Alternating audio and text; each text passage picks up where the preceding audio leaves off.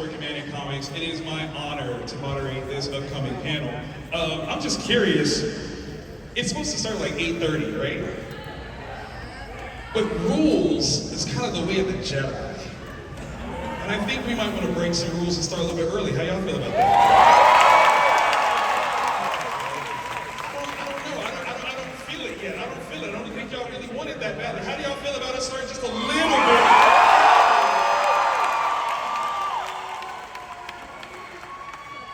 I think we should execute Order 66.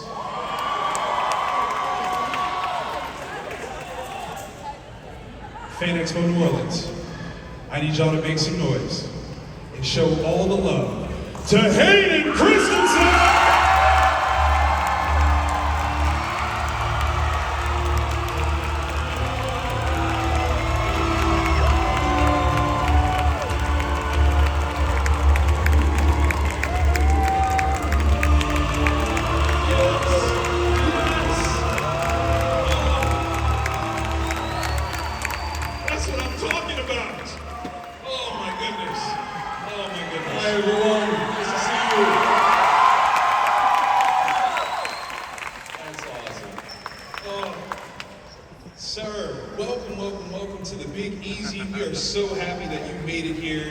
Excited to have an amazing weekend, and we're so glad to kick it off with you tonight. How you doing tonight? I'm doing so good. I'm very happy to be back in New Orleans. Let's go!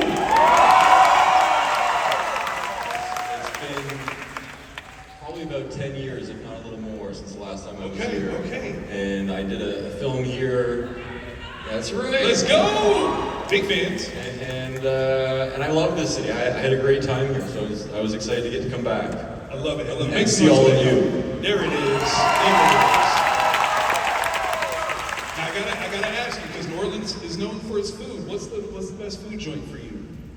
In general or here? Here. It's been a little while. Okay, all right. Really good donuts though. Those beignets. Beignets, baby. Love it. That's what I'm talking about. Okay, all right. Let's jump into some questions here, because I gotta dig in with you here. I like your shoes though. Thank you. You want a pair? I'll give these to you right now. Like, say less.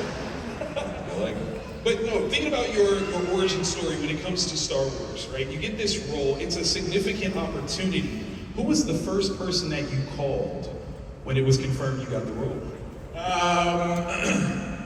When I got the call that I got the part, it was early morning. I was in bed still, and I was sharing an apartment with a friend of mine. So the first person that I told, and when I got the news, they asked me to not tell anybody, because they said it was going to be a couple of days before they were going to make an announcement.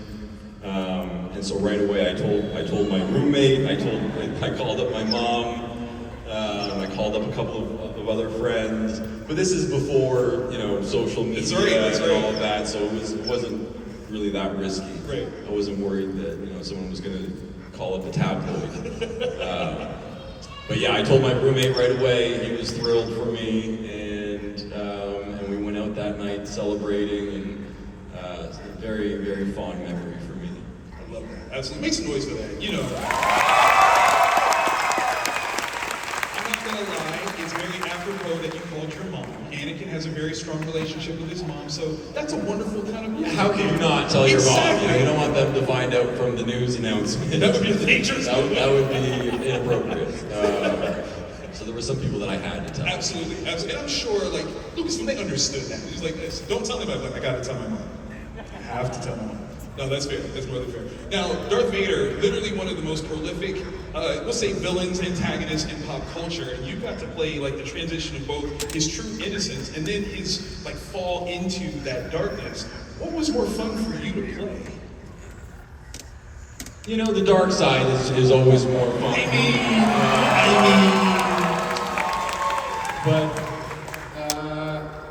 But honestly, what I enjoyed most was getting to make that transition and I guess showing some of the loss of that innocence. There are sort of very specific moments in episode 2 and in episode 3 where you see that innocence being sort of taken from him. you know, like when his mother dies, and you know, that shot where you see him carrying his mother in his arms. For me, there's just a lot going on in Anakin's head at that point. Or in episode 3 when he goes and he talks to Yoda and tells Yoda about his concerns and is asking for advice, and Yoda's kind of like, you know, tough luck, kid. But you know, so the moments where you see sort of the wheels turning and you know that innocence is going away. I think that's one of the coolest things about, you know, the time that we've had with watching that performance. We've gotten to actually see really kind of how that depth is, and as we've grown up, we kind of understand it a little bit better. You know, it's one thing where you look at it and you go, oh, well, he's just supposed to turn. You're like, okay, yes, you could have written it that way, but to understand that emotional drop, right? The gut punches. For you, as you've gotten older, how do you look back on it and go, I understand this more, and maybe would have played it differently because of your personal experience? That's a good question. I don't know that I would have played it differently, but I think I'm more empathetic to what he went through now, and I don't know. I guess as I've gotten older, I find myself thinking about sort of like, does free will really exist? And when you question, you know, how real free will is, right. You know, and you consider that, you know, we're all sort of products of a set of circumstances that we had no control over. You're more compassionate towards people that have done things that aren't the right thing to do. Sure. Because you think, you know. Make some noise for that, you know. I think that's one of the best parts of what your portrayal does. It takes a character that we presume as evil, and you go, no. There's a sensitivity here that you have to understand how he got there. He didn't just wake up one day and was like, you know what, I'm just killing people. Like there was a problem that he was trying to solve. Like throughout the whole thing, he saw a danger. You know, that's sort of the brilliance of what George Lucas did in the prequels, is he really humanized the character of Darth Vader. You know, hopefully made his fall to the dark side something that we could understand and relate to. But yeah, I just think generally compassion towards people that you aren't necessarily siding with is a very important thing. Absolutely. Literally, the prequels were some of the biggest productions of its day. There were so many sets built, and so many wonderful things that were put together, props, all kinds of craziness. But what was one of your favorite behind-the-scenes moments that we as fans may or may not know? I mean, some of us are deep fans. How are y'all deep fans in here? Y'all guys what's something that might tickle our fancy, like, oh, wow, I didn't know that?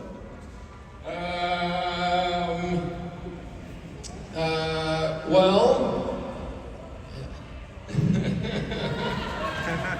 I don't, you know, I guess things that stand out in my mind, I remember when we were doing episode 2, you know, most of it was filmed in a sound stage in front of a big blue screen, but we did go on location a little bit.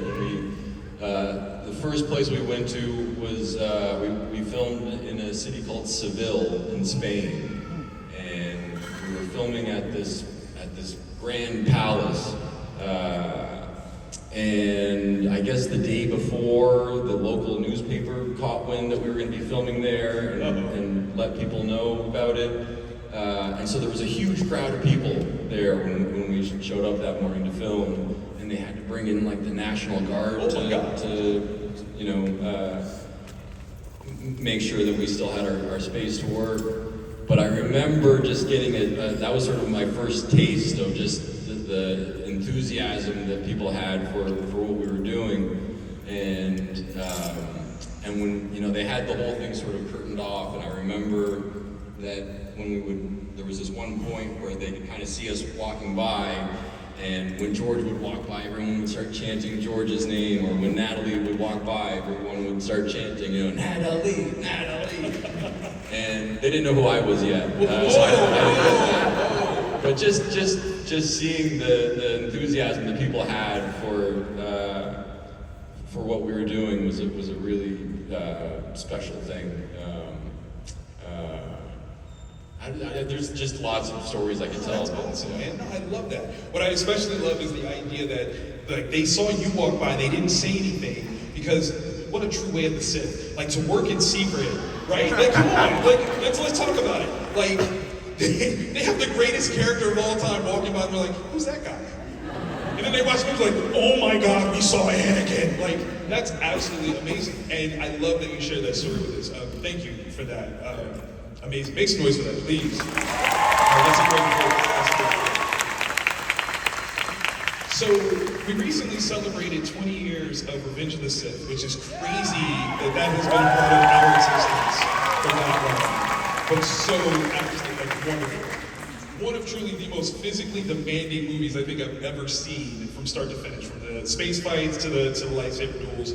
Was there anything that stood out to you that was like, okay, we're ramping this up all the way, and I gotta bring it, that might have been a little difficult? It was a very physically demanding film. Yes, we did a lot of lightsaber fighting. I mean, definitely the end fight between Anakin and Come on! That was something that we knew. You know, we were turning the dial up to 11, and we prepared for months for that fight. And you know, we knew it really well by the time we got to filming it, so it wasn't so much of a challenge as it was just a lot of fun. But in truth, probably the most challenging part of the physicality, you know, all of the lightsaber fights are choreographed unless you're fighting a droid or you're blocking laser blasts. That you just improvise. Really? Yeah. Okay. And at the beginning of episode 3, when we're trying to rescue Palpatine, there's a lot of droids around, and we're killing a lot of droids.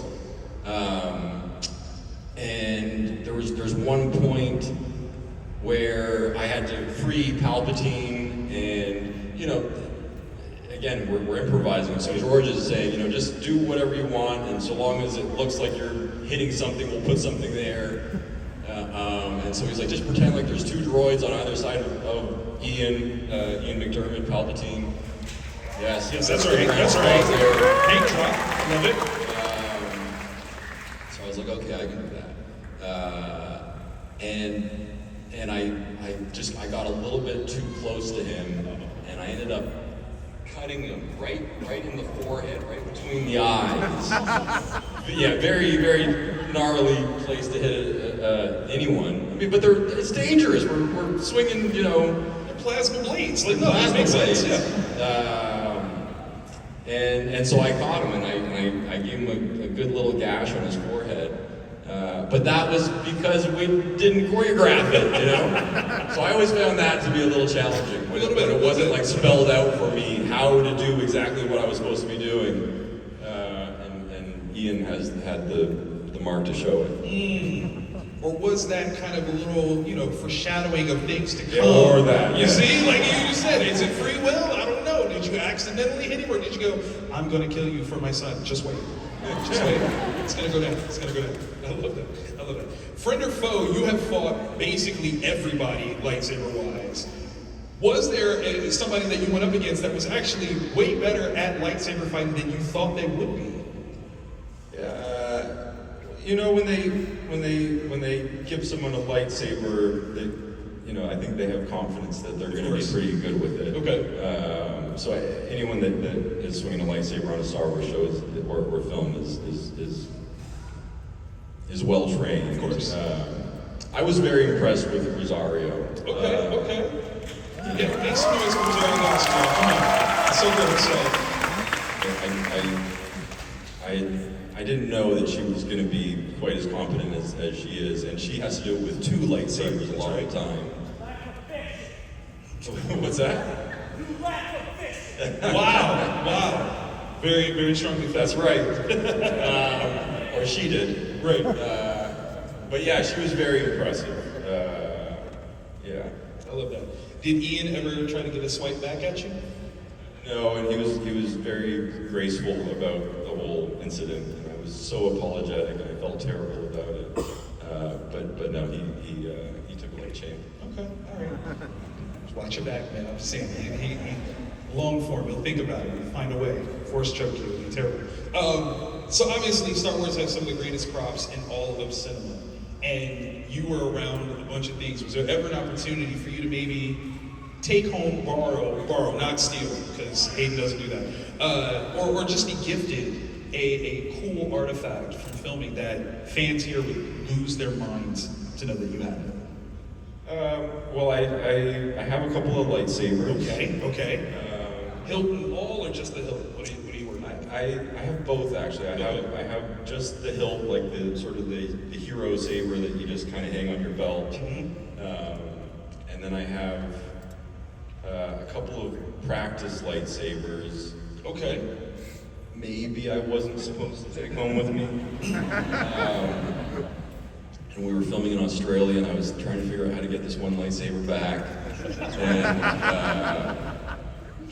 And so I packaged it up, and I shipped it as a didgeridoo. I told them that I bought a didgeridoo, and I wanted them to send it back to Canada for me. Smart. And it made it back.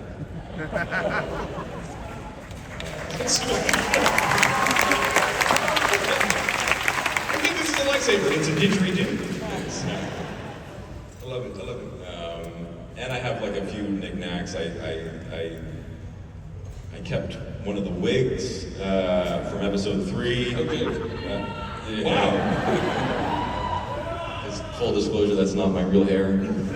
What? Yeah. Those were good locks too. I know. And I have a couple of the little Padawan braids from episode 2.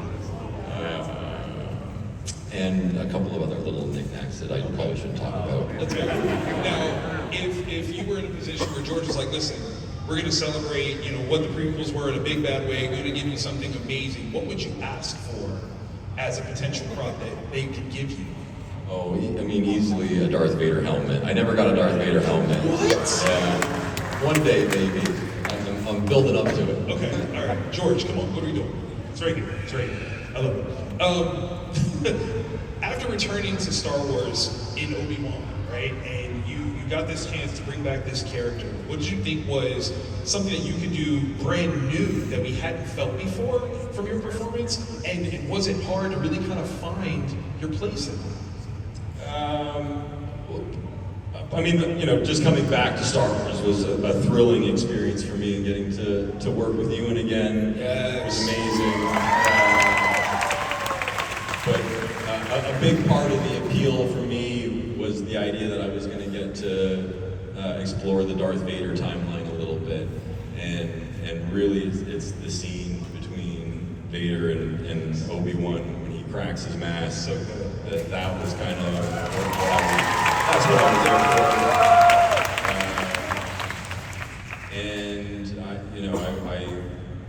I guess I was a bit surprised by just how emotional it was. I mean, certainly on the page you can feel it, but then when we went to go film it, it was a lot more emotional than I was expecting. But I was just so grateful that I was being given the opportunity to get to do that. And I was thrilled with how it came out, and I think it adds to the character and adds to the relationship between Vader and Obi-Wan in a really impactful way. Oh man, I really hope that you felt the love that we all were giving out when that scene happened and we could see you. And it was just such a magical sort of like connection. I think every fan, we collectively lost our minds, did we not? Raise your hand when you squealed and you realized he was under the mask. So I hope you felt that love in that moment. Do you do watch parties with the things that you're in? Like, did you sit down and watch Obi-Wan to see that? No, I watched that on my own. Okay. But that's how I like it. I want to be on my own. Vader watches things on his own. Yeah. What again? Come on. But no, I was thrilled with it. That's awesome. I did a watch party actually for the episode of Ahsoka. Okay. There was a few of us that got together, and so I watched that with a group of people from the show that worked on the show. That's awesome. And great too. But I do like to just kind of be on my own when I'm walking. Experience it. That's craft. That's craft work. I like that. Okay, so we've got some fan submitted questions here that I want to run through. Okay, so this is a big one. Hayden, your portrayal of Anakin's fall in Revenge of the Sith was heartbreaking. How did you mentally prepare for that transformation scene on Mustafar? And was it emotionally draining to film? This is from Alex from Toronto. Alex from Toronto. Right? Yeah. How did I prepare for that? It was a very emotionally draining scene. I mean, the stuff leading up to the fight when Padme and I are having our confrontation, and then Obi-Wan arrives, and then everything sort of unravels from there. I just remember sort of trying to get myself into this like really worked up headspace and pacing all around and trying to get my sort of my vocal level to be at a place that was maybe a little beyond my comfort zone, and so if you were to have watched the sort of behind the scenes of that, I would have looked like a madman sort of walking around shouting to myself. But there's just a lot going on there, and the sort of the dramatic bits of that scene we filmed in a day, so it was That's quick. Yeah, but then the fight went on for, I'd say probably over a week. Like maybe it was even 2 weeks. But yeah, we took our time with the fight, and that was just all the fun you could hope for. And I remember during one of the days that we were filming that fight, Robert De Niro showed up to set. What? And, yeah, just because he wanted to come see what we were doing, not us, but like George, wanted to see what George was doing, and obviously I am a huge fan of his. Absolutely. And so, I remember standing with Ewan, and Ewan says to me, "Is that Robert De Niro standing over there?" And I'm looking over, I'm like, "Yeah, I think that is him." And so we're excited that he's there. And then he walked over. He was very friendly, and I remember because I would do like a lot of push-ups before each take to try to sort of get my heart rate up and a little exhaustion going. And he came over to me and he said, I see you doing push-ups before the takes. He's like, I do that too. That felt good. That's a cosign right there. Make some noise for that, man. That's awesome. That was awesome. It was a really fun set because, different people would show up every now and then. Show up all the time like that? I mean, if you knew George, or so there were some very interesting people that would come by set and they would also say action. I remember George used to like to call up, Francis Ford Coppola or Steven Spielberg, and then he'd put them on the phone, and then he'd put the phone to like a megaphone, and then he would be like, all right, Steven Spielberg's calling action on this one. He would start the shot for us, and that happened a few times. So there's just fun stuff like that. That is beautiful, man. I love that. This next question is from Maria. Maria wants to know, when you returned as Vader in Obi-Wan, fans absolutely went wild. True, we just discussed that. What was it like putting on that iconic suit for the first time, and how different was it from playing the unmasked Anakin? From playing the unmasked Anakin? Like were you... Like Anakin versus Darth Vader costumes? Exactly. Okay, completely different, obviously. Right. Getting to put on the Vader costume is an awesome experience. I can imagine. I'm sure there's probably one or two of you in the audience. Yeah. Maybe. Yeah? Who's ever there we go. There we go. You know what I'm talking about. It's an incredible costume, and you feel sort of the significance of the character when you wear it, just by how people look at you. But it's really hot, and it's really hard to move around in, and they built like a cooling suit that I would wear underneath the armor. And so when I would start to overheat, I would go sit down and they would plug me into this machine and pump a cooling liquid all around my body, which helped, physically helped, but also just mentally it sort of reinforced the mechanical, nature of being trapped in this suit, which I also enjoyed. But yeah, it's an awesome costume to wear, and completely different than the Anakin costume, which is also an amazing costume. The Jedi robes are pretty cool, in my opinion. And you get to have a lightsaber hanging off your belt. It's very iconic. It's very iconic. Now, yeah, you make some noise for that. Absolutely. Considering the physicality that being Vader requires, did you ever make like an unconscious Vader face? Like when you put the mask on, like there was a way that just putting that on, you just kind of know that your face started to look while you were in the mask. Did you do any of that? I mean, maybe. I'm not aware of kind of what I'm doing with my face. But it's possible I was making some pretty gnarly Vader faces. That's what I'm talking about. We need that behind the scenes action. Just take the mask off real quick, you're like, Vader face. Like, that just make it happen. Vader cam with a little camera inside the mask. Awesome. Absolutely awesome.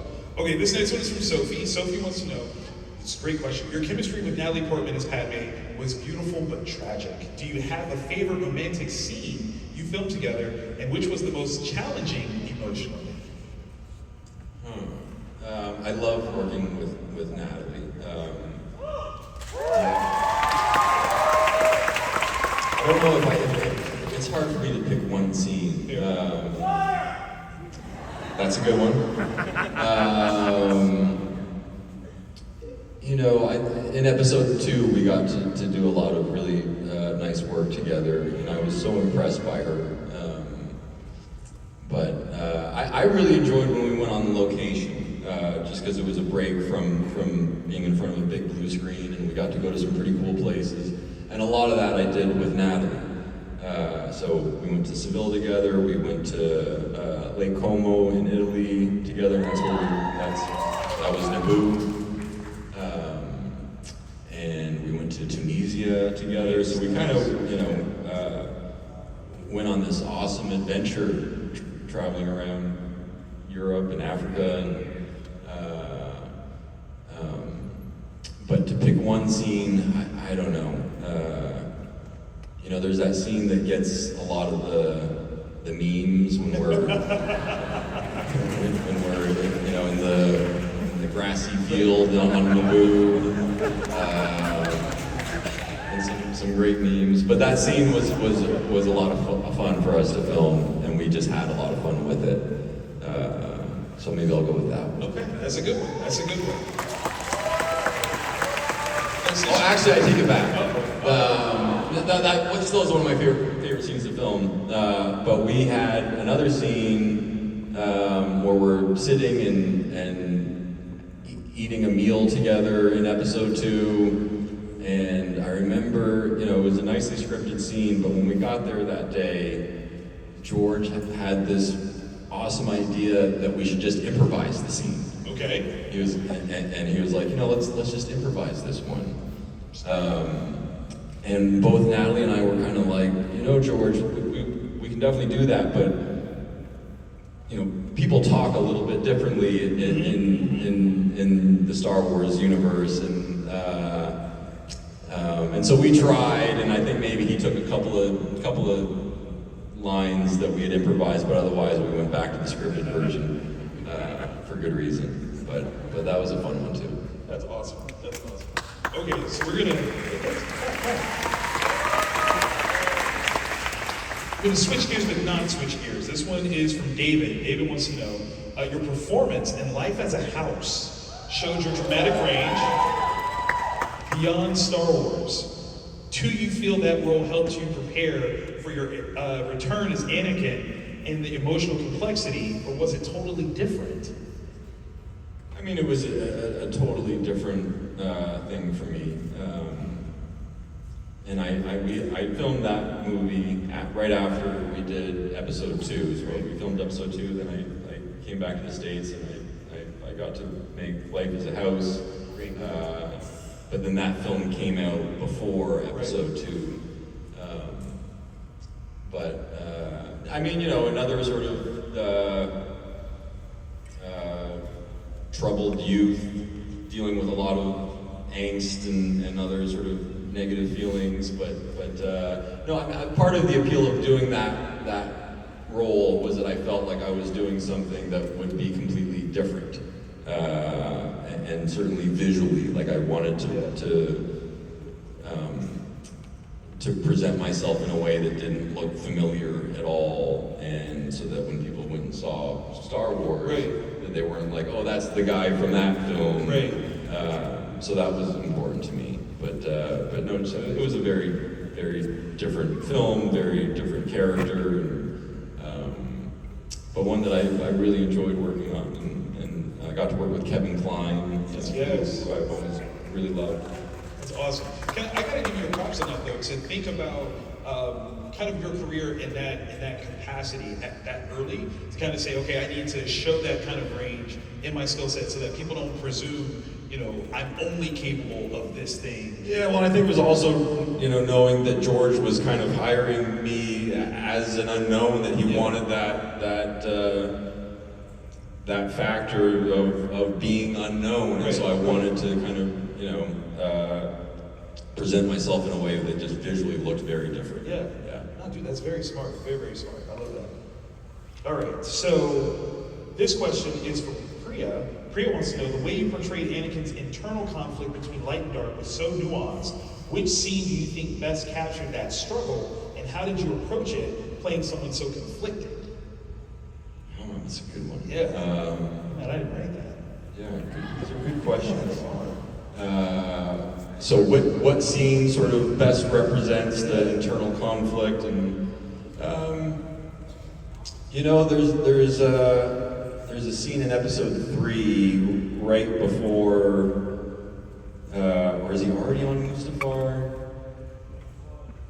He was, and he's just standing, kind of looking out, and you can, you know, assume that there's lots of inner contemplation going on, and then you see sort of a tear come down his cheek about what he's about to do, and that I think kind of really captured what we were going for, and the tear was not a scripted planned thing, that just kind of came out, and George was like, I like that, let's keep that.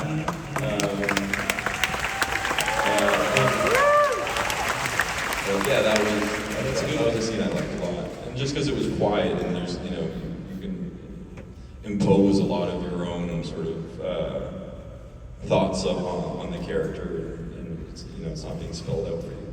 I love it. This one's from Marcus. Marcus wants to know, between Attack of the Clones, Revenge of the Sith, and your recent returns, which version of Anakin do you most enjoy playing, and is there a storyline you'd love to explore? You know, I love all of it. I really do. Good answer. It's all just a lot of fun for me.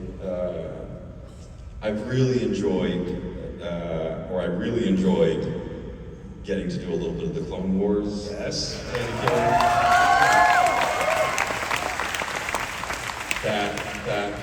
That is especially fun for me, and I think just a really exciting sort of time in the character's life.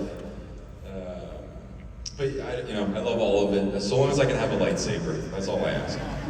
That's brilliant. That's absolutely brilliant. All right, so my last one before we get out of here. I mean, there's always this opportunity where, you know, we don't know exactly what happens once you join the Force as a Force ghost. And there's an opportunity for you to possibly tell stories like that. But if you specifically could, I don't know, impart some wisdom to your grandson, Kylo Ren, what would you tell him? I don't know. Oh! I don't know. What am I supposed to tell Kylo Ren? Yeah, I mean, he idolizes you. Like, he looks up to your journey. What would you tell him? Be like, hey man, you're looking at the wrong parts, or keep going, see how dark it goes. Yeah, I don't know. Next question. Okay, all right. And on that note, we actually have helped you quite a while, and I thoroughly appreciate you coming out and hanging out with all of us. New Orleans, I need y'all to do me a favor. Join me in celebrating one more time, Mr. Hayden Christensen.